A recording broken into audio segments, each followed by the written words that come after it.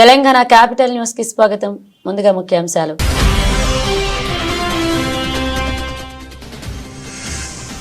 తెలంగాణ శాసనసభలో మాజీ ప్రధాని మన్మోహన్ సింగ్ సంతాప సభ. మన్మోహన్ సింగ్ కి భారతరత్న ప్రదానం చేయాలని తీర్మానం చేస్తున్న సీఎం రేవంత్.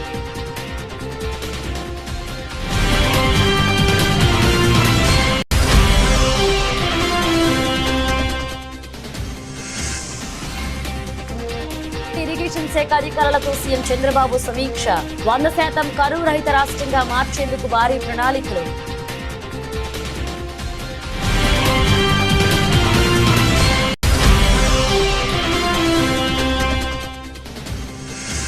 అసెంబ్లీలో సంతాప తీర్మానాన్ని ప్రవేశపెట్టిన సీఎం రేవంత్ రెడ్డి. పూర్తి మద్దతు తెలిపిన BRS working president MLA KTR.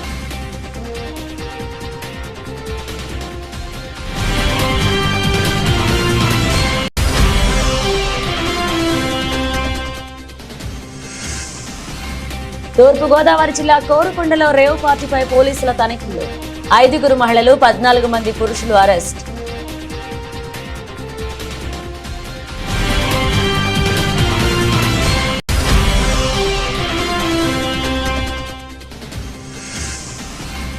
నూతన సంవత్సర వేడుకలను శాంతియుతంగా సంతోషాల నడుమ జరుపుకోవాలి. జిల్లా ప్రజలకు సూచించిన ఎస్పీ జానకి షర్మిల.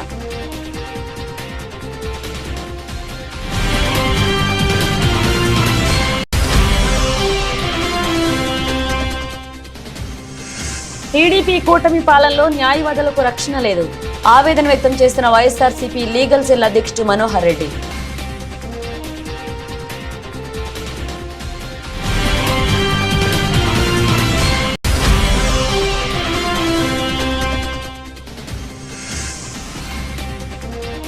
నర్సంపేట మండలంలో జంగాలపల్లి తాండాలో పెద్ద పులి సంచారం. గ్రామస్తులకు హెచ్చరికలు జారీ చేసిన సీఐ రమణమూర్తి.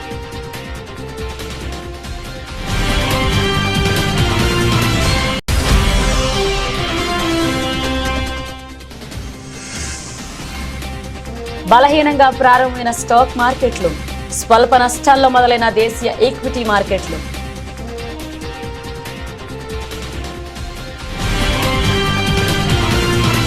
తెలంగాణ శాసనసభ సోమవారం ప్రత్యేకంగా సమావేశమైంది. ఈ నెల 26న కన్నుమూసిన మాజీ ప్రధాని మన్మోహన్ సింగ్ కు సభ సంతాపం తెలిపింది.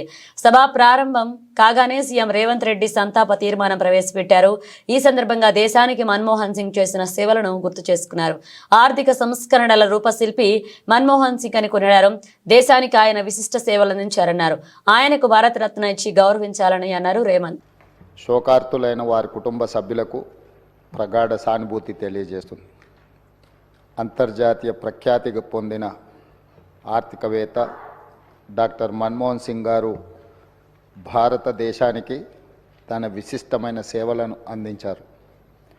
కేంద్ర ప్రభుత్వ ప్రధాన ఆర్థిక సలహాదారుగా, భారత రిజర్వ్ బ్యాంక్ గవర్నర్గా, ప్రణాళికా సంఘం డెప్యూటీ చైర్పర్సన్గా, కేంద్ర ఆర్థిక మంత్రిగా, భారత ప్రధానమంత్రిగా ఆయన వివిధ హోదాలలో తన సేవలను ఈ దేశానికి అందించారు. డాక్టర్ మన్మోహన్ సింగ్ గారు మన దేశంలో ఆర్థిక సంస్కరణలను రూపశిల్పి. 1991 మరియు 96 మధ్య కేంద్ర ఆర్థిక మంత్రిగా ఉన్నప్పుడు భారత ఆర్థిక వ్యవస్థను సరళీకరించి ఆర్థిక స్థితిగతుల దిశను మార్చే నిర్మాణాత్మక సంస్కరణలను అమలు చేయడంలో కీలక పాత్ర పోషించారు. ప్రపంచీకరణ, సరళీకరణ, ప్రైవేటీకరణ విధానాలతో అంతర్జాతీయ స్థాయిలో భారత ఆర్థిక వ్యవస్థను సుస్థిరంగా నిలబడేలా చేయగలిగారు.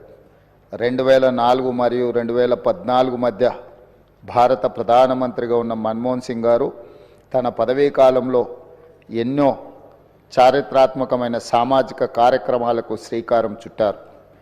కూలీలకు ఉపాధి కల్పించే మహాత్మాగాంధీ జాతీయ గ్రామీణ ఉపాధి హామీ చట్టం, పరిపాలనలో పారదర్శకతను చాటి చెప్పే సమాచార హక్కు చట్టం, ప్రజారోగ్యానికి ప్రాధాన్యం ఇచ్చిన జాతీయ గ్రామీణ ఆరోగ్య మిషన్ ప్రారంభించారు.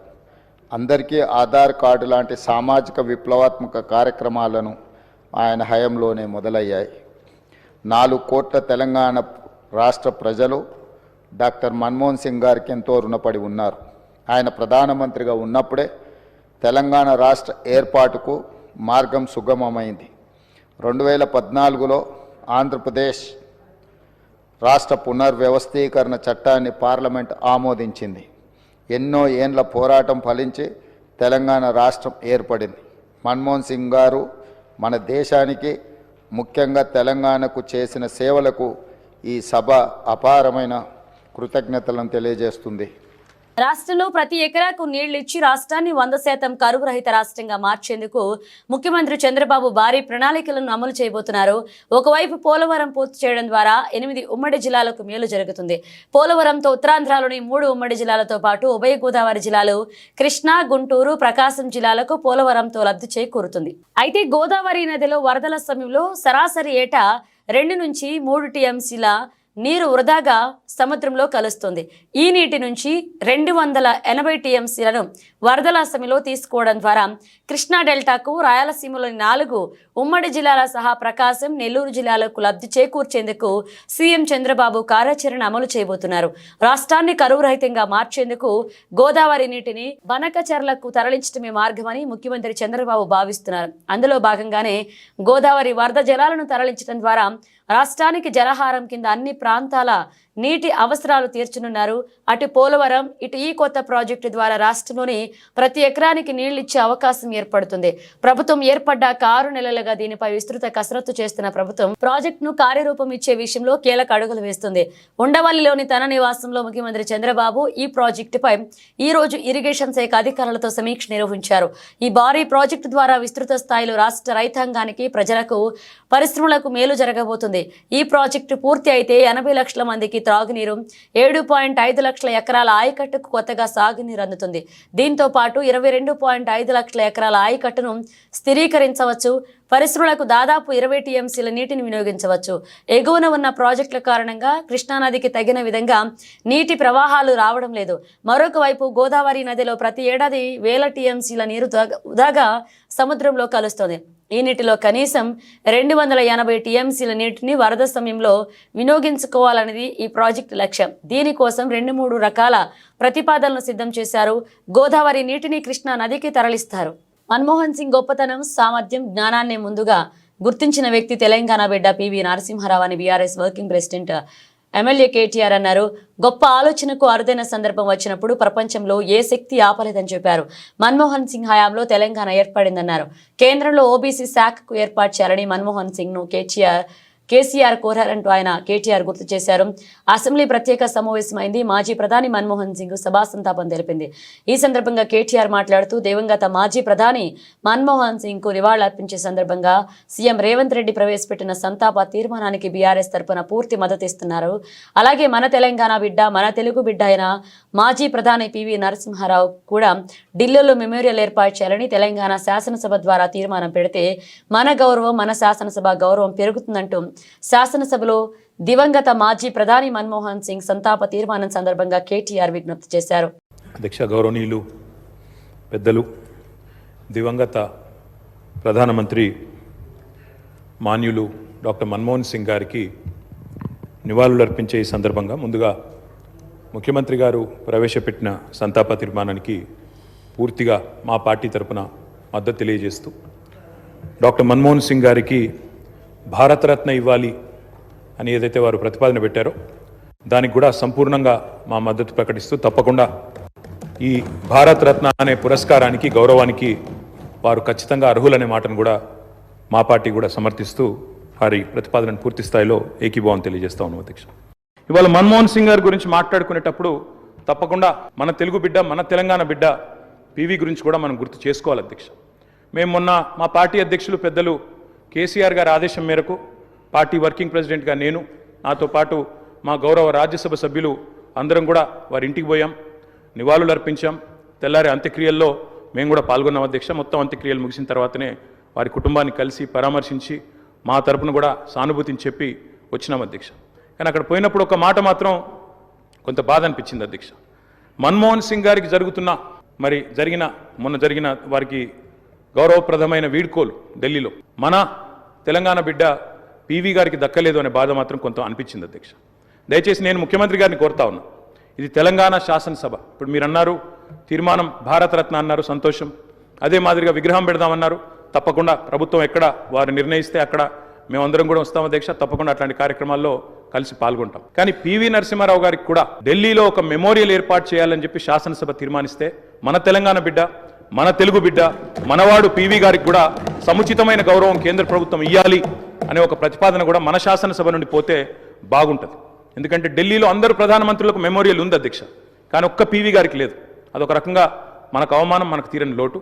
కాబట్టి ఈ తీర్మానంతో పాటు దాన్ని కూడా జతపరిచి పంపించినట్టయితే తప్పకుండా వారిని కూడా, ఎందుకంటే మన్మోహన్ గారిని రాజకీయాల్లోకి తెచ్చిందే పివి గారు, అట్లాంటి పివి గారికి కూడా ఒక మెమోరియల్ ఏర్పాటు చేయాలని శాసనసభ ఏకగ్రీవ తీర్మానం చేస్తే మన గౌరవం కూడా పెరుగుతుంది, మన సభ గౌరవం కూడా పెరుగుతుంది అనే మాట కూడా తెలియజేస్తూ ముఖ్యమంత్రి గారు పెట్టిన సంతాప తీర్మానానికి సంపూర్ణమైన మద్దతును, ఆ కుటుంబానికి మా ప్రగాఢమైన సానుభూతిని కూడా తెలియజేస్తాం. నూతన సంవత్సర వేడుకలను శాంతియుతంగా సంతోషాల నడుమ జరుపుకోవాలని జిల్లా ఎస్పీ జానకి షర్మిల అన్నారు.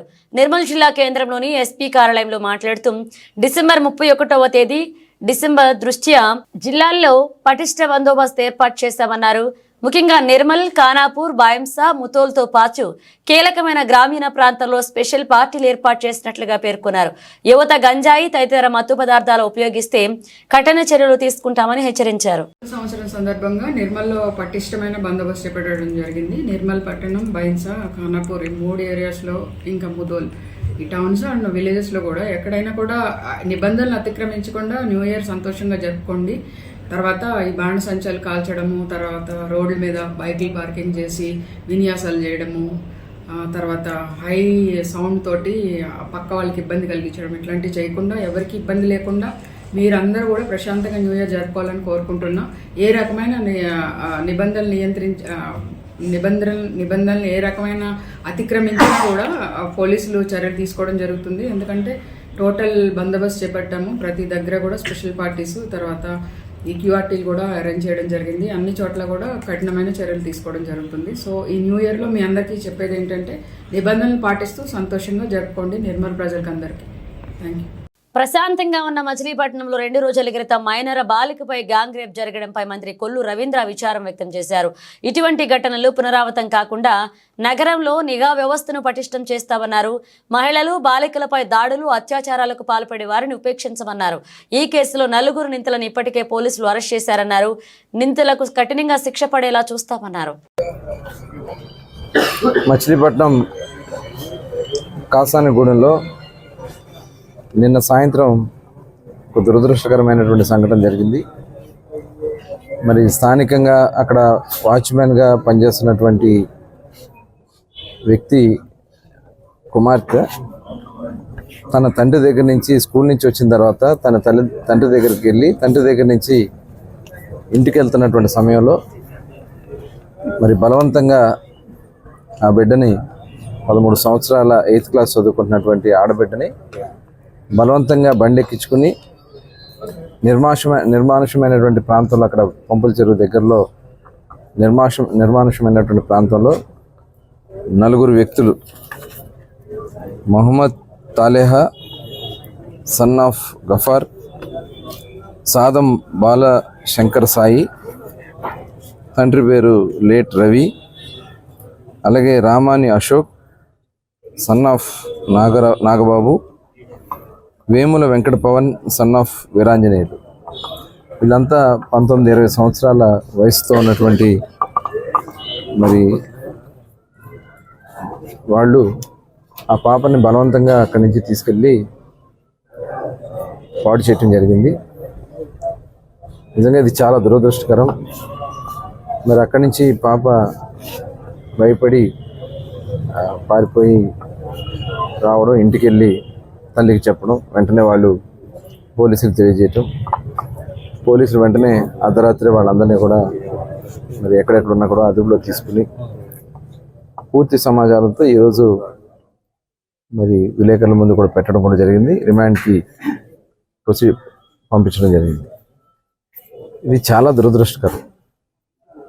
మరి ప్రశాంతంగా ఉండే మచిలీపట్నంలో ఇలాంటి సంఘటనలు మరి జరుగుతున్నాయంటే చాలా బాధ కలుగుతూ ఉంది. దీన్ని చాలా సీరియస్గా తీసుకుంటుంది గౌరవ ముఖ్యమంత్రి గారు కూడా. రాష్ట్రంలో ఆడబిడ్డల వైపు చూడాలంటేనే భయపడే విధంగా చేయాలని చెప్తున్నా, ఇవాళ కొంతమంది ఇలాంటి కార్యక్రమాలు చేస్తున్నటువంటి పరిస్థితి చూస్తూ ఉంటే దీన్ని చాలా తీవ్రంగా మేము పరిగణిస్తాం. ఎట్టి పరిస్థితుల్లో కూడా వాడిని వదిలే సమస్య లేదు. వరంగల్ జిల్లా నరసంపేట మండలంలోని జంగాలపల్లె తాండాలో పెద్ద పులి సంచారాన్ని అటవీశాఖ అధికారులు గుర్తించారు. గత 3 రోజులుగా నల్లబిల్లి మండలంలో పెద్ద పులి సంచరిస్తుంది. తాజాగా పులి ఆనవాళ్లు నరసంపేట మండలంలో అధికారులు గుర్తించడం చర్చనీయాంశంగా మారింది. ఈ మేరకు సిఐ రమణమూర్తి గ్రామస్తులకు హెచ్చరికలు జారీ చేశారు.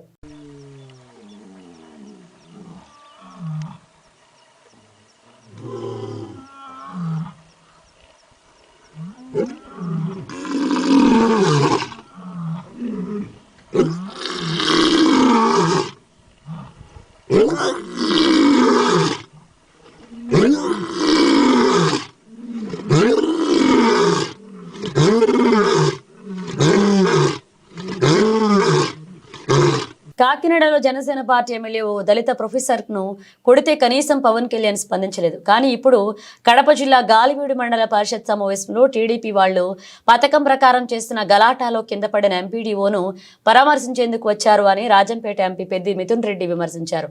మీ కాకినాడలో ఏం జరిగిందో మీకు తెలియదా, తెలియనట్లుగా నటిస్తున్నారా అని ప్రశ్నించారు. పవన్ కళ్యాణ్ గారు రాయచోటి నియోజకవర్గానికి వచ్చి ఎంపీడీఓ పైన దాడి జరిగిందని చెప్పి నానా రభస్ చేసి ప్రతి దాంట్లో కూడా కులం తీసుకొచ్చి ఒక ఎస్సీ ఆఫీసర్ పైన దాడి జరిగిందని చెప్పి ఆయన అక్కడ జరిగిన విషయాలు తెలియకనో లేకపోతే తెలిసినా కూడా తెలియని విధంగా ఆయన మాట్లాడటం జరిగింది.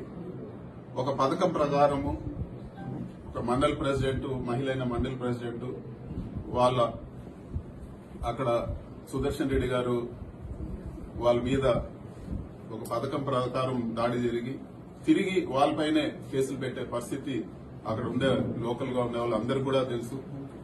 అక్కడికి తెలుగుదేశం నాయకులు పెప్పర్ స్ప్రేలు తీసుకొచ్చి గొడవలు చేయాలని ప్లాన్ గా వచ్చి మండల్ ఆఫీస్ లో ఇవన్నీ కూడా విషయాలన్నీ కూడా అందరికీ కూడా తెలిసిన విషయమే. కానీ తప్పుడు కేసు పెట్టి సుదర్శన్ రెడ్డి గారిని ఈ రోజు అరెస్ట్ చేసి దారుణంగా మీ ఫుటేజ్లన్నీ కూడా చూడొచ్చు. ఆయన్ని అవమానకరంగా అరెస్ట్ చేసి తీసుకుపోయి ఈ రోజు జైల్లో పెట్టడం జరిగింది. నేను ఒకటే అడుగుతాను, కాకినాడ పార్లమెంట్ లో పవన్ కళ్యాణ్ గారు సొంత కాకినాడ పార్లమెంట్ లో వాళ్ళ జనసేన ఎమ్మెల్యే పబ్లిక్ గా ఒక దళిత ప్రొఫెసర్ ని కొడితే ఎక్కడన్నా మీరు చర్యలు తీసుకున్నారా? స్టూడెంట్స్ అందరూ తిరగబడి పెద్ద ఇష్యూ అయితే కేవలం చిన్న మాట సారీ చెప్పినట్టు చెప్పించి ఆ ఇష్యూ క్లోజ్ చేశారు. ఆ రోజు ఈ పౌరుషం ఏమైంది, ఇంత అక్కర ఏమైందని చెప్పి కూడా నేను పవన్ కళ్యాణ్ గారిని అడుగుతా ఉన్నాను. న్యాయం అందరికీ ఒకలాగానే ఉండాలి. అదేవిధంగా తిరుపతిలో కూడా జనసేన ఎమ్మెల్యే ఉన్నారు. అక్కడ కూడా కూటమి నాయకులు ఒక దళిత ప్రొఫెసర్ పైన దాడి చేస్తే ఎక్కడ ఒక ఖండన కూడా లేదు. అంతెందుకు ఆయన సొంతం పిఠాపురం నియోజకవర్గంలో ఒక మహిళ పైన అఘాయిత్యం జరిగితే ఆయన ఏం స్పందించారు? వాళ్ళు ఇక్కడ మాట్లాడినట్లు ఆ రోజు ఎందుకు మాట్లాడలేదు? మహిళలకు రక్షణగా ఉంటాయని చెప్పిన ఆయన ఈ రోజు ఇన్ని మానభంగాలు, ఇన్ని మహిళలపైన అకృత్యాలు జరుగుతూ ఉంటే ఎక్కడన్నా ఏమన్నా మాట్లాడారా?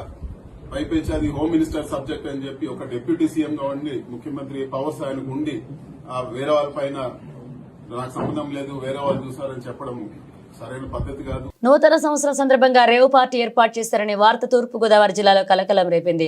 దీంతో సోమవారం తెల్లవారుజామున పోలీసులు తనిఖీలు చేపట్టారు. కోరుకొండ మండలం బూరుగుపూడి గేట్ సమీపంలో ఓ కళ్యాణ మండపంలో పార్టీ చేసుకుంటున్న యువతి యువకులను అదుపులోకి తీసుకుని ప్రశ్నిస్తున్నారు. ఈ రేవ్ పార్టీలో పాల్గొన్న వారు గుంటూరు చుట్టుపక్కల ప్రాంతాలకు చెందిన వారని తెలుస్తుంది. పార్టీని అడ్డుకున్న పోలీసులు 5 మహిళలు 14 మంది పురుషులను అరెస్ట్ చేశారు. నిందితులు ఓ ఫర్టిలైజర్ కంపెనీకి చెందిన వారని అధికార వర్గాల సమాచారం. నూతన సంవత్సరం సందర్భంగా ఈ పార్టీ ఏర్పాటు చేస్తున్నట్లుగా తెలుస్తుంది. ఈ రేవ్ పార్టీకి సంబంధించి మరిన్ని వివరాలు తెలియాల్సి ఉంది.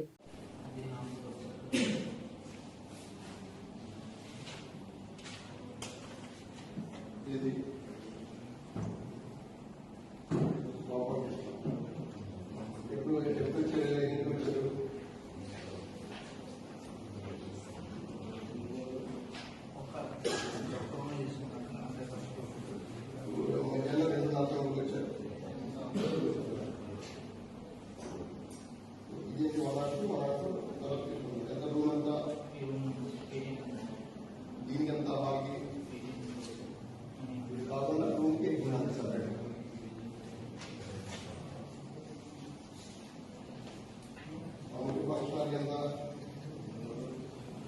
దేశ ఆర్థిక వ్యవస్థకు దశ దిశ చూపిన వ్యక్తి మన్మోహన్ సింగ్ అని బీఆర్ఎస్ ఎమ్మెల్యే హరీష్ రావు అన్నారు.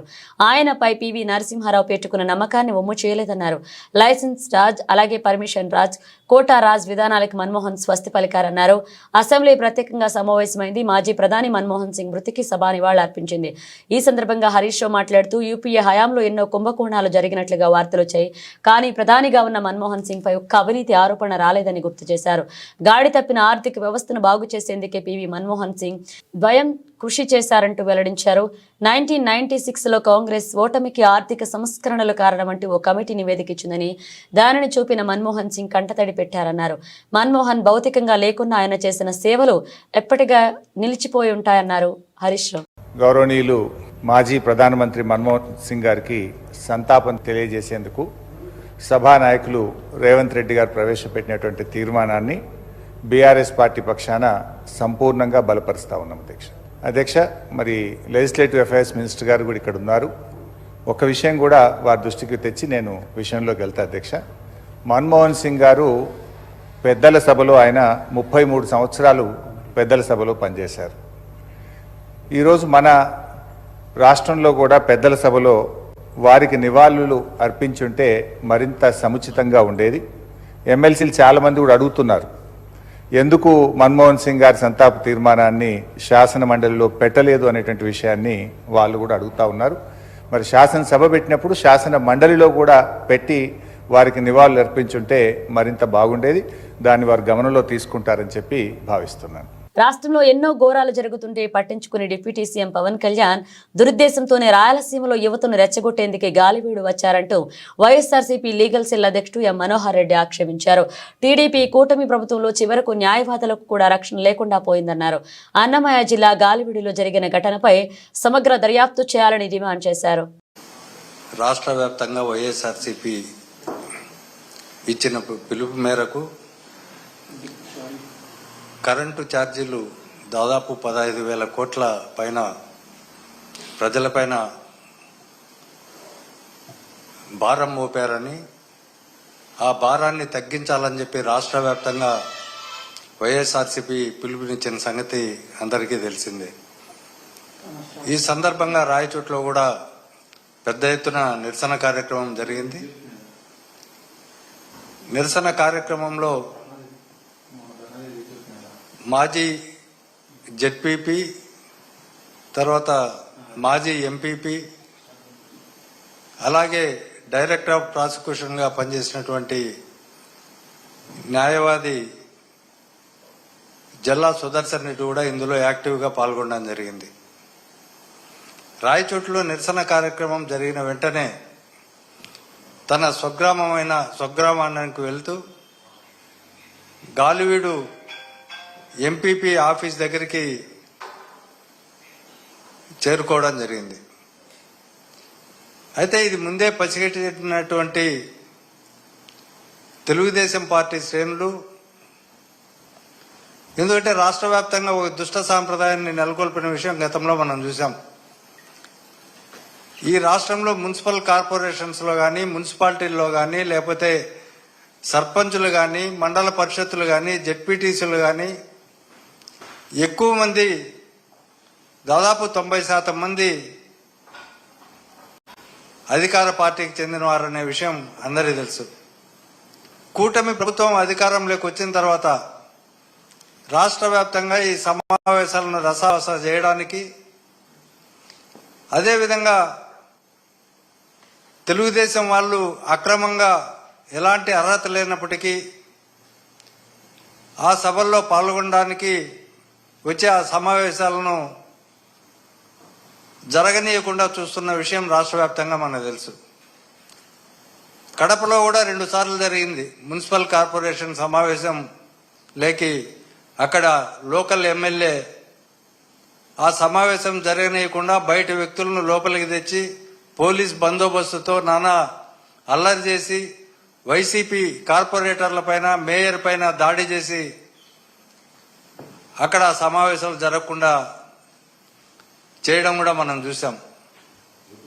ఈ సందర్భంగానే గాలివీడు మండలంలో ఉన్న ప్రజా సమస్యలపైన కూడా ఎంపీపీ కార్యాలయం కూడా తెరవకూడదని చెప్పి సుదర్శన్ రెడ్డి వాళ్ళ అమ్మ అక్కడ ఎంపీపీగా ఒక మహిళ ఉంది. ఆమె వృద్ధురాలు. ఆమె ఇంద్రకీలాద్రిపై కొలువైన జగన్మాత దుర్గమ్మకు పల్నాడు జిల్లా వినుకొండకు చెందిన దాత ఎంవి ఫణీంద్ర 3 కిలోల బరువున్న ముడి వెండి దిమ్మెలను బహుకరించారు. దేవస్థాన ఈవో రామారావును కలిసి వాటిని అందించారు. సిబ్బంది దాత కుటుంబానికి ఆలయ మర్యాదలతో అమ్మవారి దర్శనం చేయించారు. వేద పండితులు వారికి ఆశీర్వచనం చేశారు. దేవస్థాన టెంపుల్ ఇన్స్పెక్టర్ వారికి విరాళ రసీదుతో పాటు అమ్మవారి చిత్రపటం, శేష వస్త్రాలు, ప్రసాదాలు అందజేశారు. శ్రీ దుర్గామల్లేశ్వర స్వామివార్ల దేవస్థానం నిత్యాన్నదాన పథకానికి మదనపల్లికి చెందిన దాత వి మురళీధర్ 1,00,000 విరాళాన్ని అందజేశారు. విరాళంతో పాటు 1009 గ్రాముల బరువైన 2 వెండి దిమ్మెలను విరాళంగా ఇచ్చారు. దాతా కుటుంబానికి దేవస్థాన అధికారులు ఆలయ మర్యాదలతో అమ్మవారి దర్శనం చేయించారు. ఈవో రామారావు వారికి విరాళ రసీదుతో పాటు అమ్మవారి చిత్రపటం, ప్రసాదాలు అందజేశారు.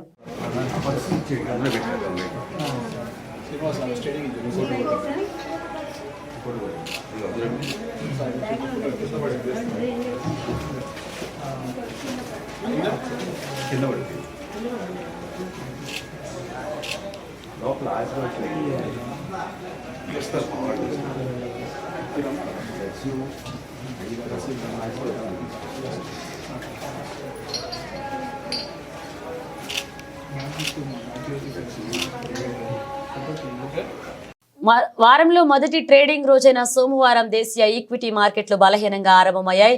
బీఎస్ఈ, సెన్సెక్స్, ఎన్ఎస్ఈ, నిఫ్టీ స్వల్ప నష్టాల్లో ప్రారంభమయ్యాయి. ఉదయం 10-15 గంటలకు సమయానికి సెన్సెక్స్ 66.32 పాయింట్లు క్షీణించి 78,632.7 వద్ద, ఎన్ఎస్ఈ, నిఫ్టీ 30.40 పాయింట్లు నష్టపోయి 23,783 పాయింట్ల వద్ద ట్రేడ్ అవుతున్నాయి. గ్లోబల్ మార్కెట్ల ప్రతికూల సంకేతాలు దేశీయ ఇన్వెస్టర్ల సెంటిమెంట్ను బలహీనం చేశాయని, మార్కెట్ల పతనానికి ఇదే కారణమంటూ మార్కెట్ నిపుణులు చెబుతున్నారు.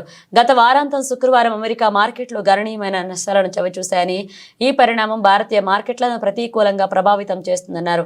మరొక వైపు ఏడాది ముగింపు సమయం కావడంతో విదేశీ సంస్థాగత పెట్టుబడులు తగ్గడం కూడా ఒక కారణంగా విశ్లేషిస్తున్నారు. కాగా నిఫ్టీపై ట్రెండ్, అలాగే బజాజ్ ఆటో, విప్రో, మారుతి, మహీంద్రా కంపెనీల షేర్లు 1% పైగా నష్టాల్లో కొనసాగుతున్నాయి. Adani Enterprises, Apollo Hospital, Shriram Finance, Adani Force, Sun Pharma కంపెనీల షేర్లు లాభాల్లో ట్రేడ్ అవుతున్నాయి. ఇక సెన్సెక్స్ 30లో Bharatiya Airtel, ITC, UltraTech Cement, Adani Ports లాభాల్లో కొనసాగుతున్నాయి.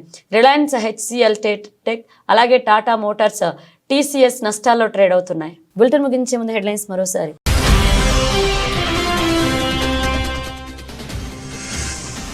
తెలంగాణ శాసనసభలో మాజీ ప్రధాని మన్మోహన్ సింగ్ సంతాప సభ. మన్మోహన్ సింగ్ కి భారతరత్న ప్రదానం చేయాలని తీర్మానం చేస్తున్న సీఎం రేవంత్.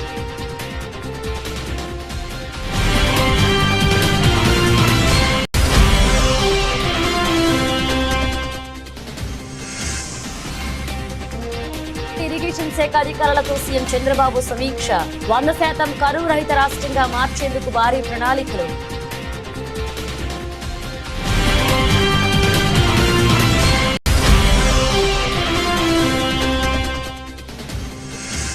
అసెంబ్లీలో సంతాప తీర్మానాన్ని ప్రవేశపెట్టిన సీఎం రేవంత్ రెడ్డి. పూర్తి మద్దతు తెలిపిన BRS working president MLA KTR.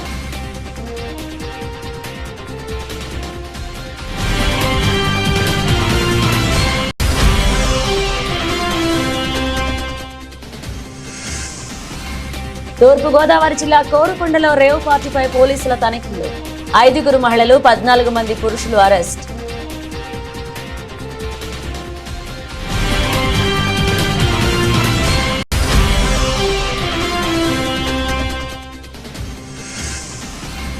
నూతన సంవత్సర వేడుకలను శాంతియుతంగా, సంతోషాల నడుమ జరుపుకోవాలి. జిల్లా ప్రజలకు సూచించిన ఎస్పీ జానకి షర్మిల.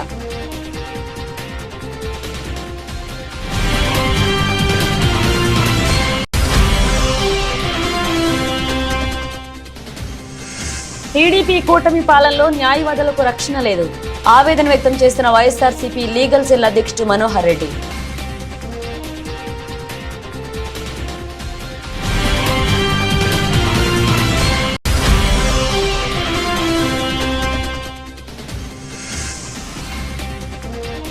నర్సంపేట మండలంలో జంగాలపల్లి తాండాలో పెద్ద పులి సంచారం.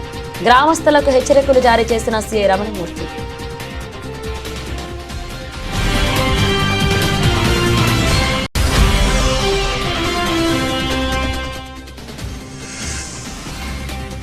బలహీనంగా ప్రారంభమైన స్టాక్ మార్కెట్లు, స్వల్ప నష్టాల్లో మొదలైన దేశీయ ఈక్విటీ మార్కెట్లు.